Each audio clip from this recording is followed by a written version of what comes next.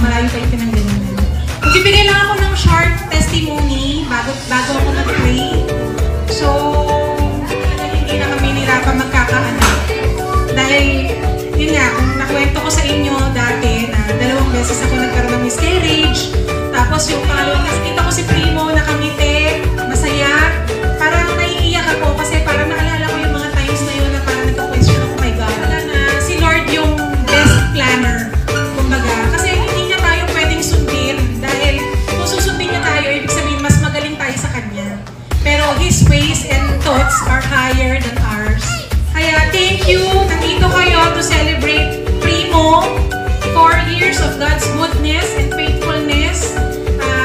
Thank you, Lord. We are now here. We want to give you glory for everything, sa lahat ng mga blessings na binibigay mo sa amin. And thank you din sa mga tao na thank you, Lord. In Jesus' name, amen.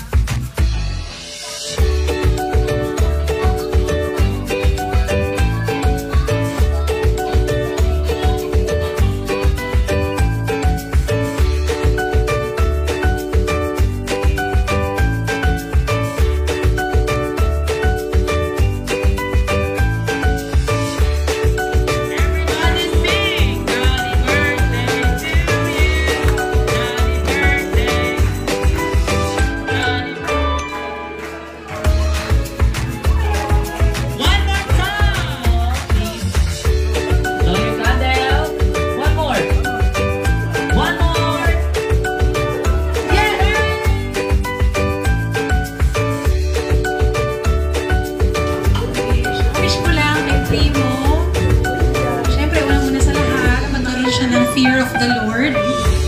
Ayan. Tapos eventually, makita niya yung purpose niya, malaman niya yung purpose niya, kung ano yung will ni Lord sa buhay niya. Tapos doon siya may-ani o may-ari siya ni Lord.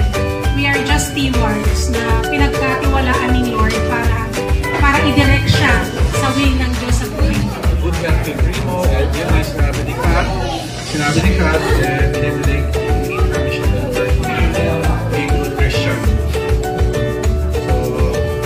Primo, again, happy birthday from Mama and Papa.